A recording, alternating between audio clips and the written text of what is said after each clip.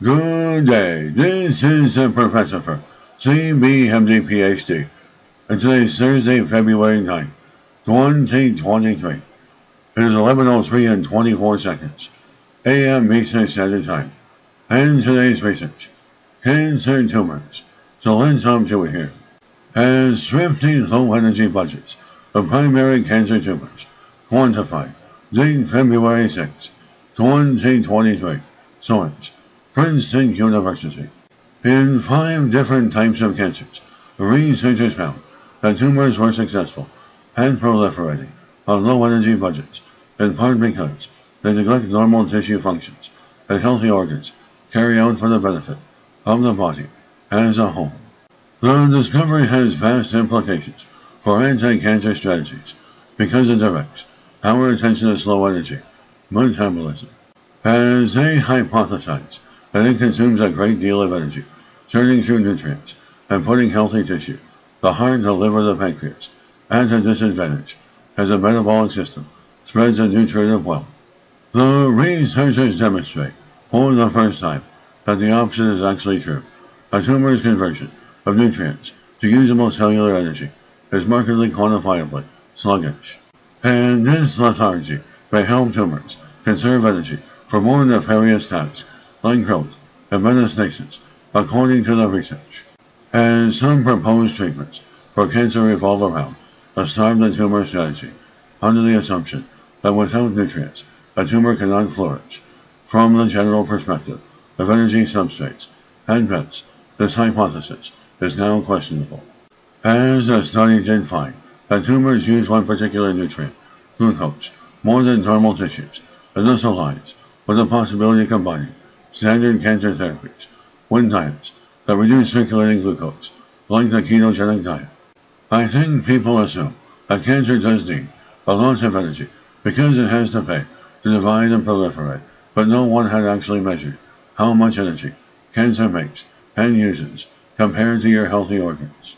It is one of those things that you can rationalize when you look at it. In retrospect, the tumors are facing a harsh metabolic environment because they don't have the proper vasculature that develops in the rest of the body, and so they are forced to make do with less.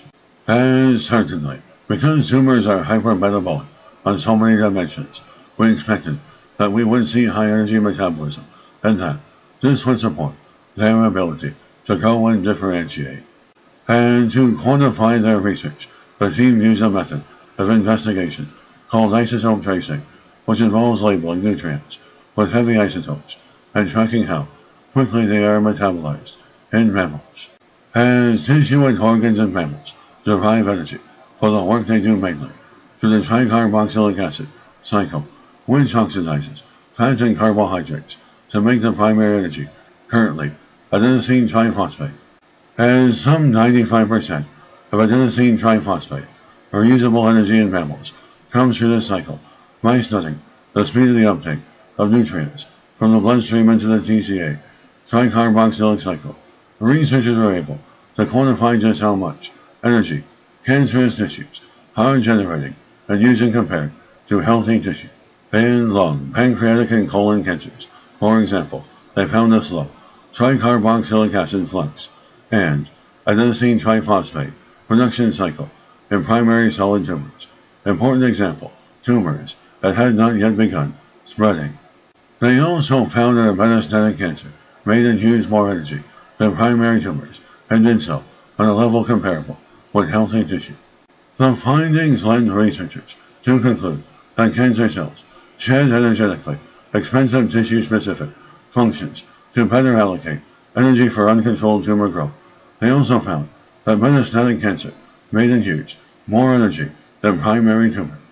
With the advances of the past 50 years, it is a really fruitful time to go back and revisit all these old concepts and use them to better understand disease and cancer. And this is the Professor of Microbiology, Bioinformatics, and Pathophysiology. This video was created for educational purposes only. Hope you enjoyed listening. Until next time, have a great day.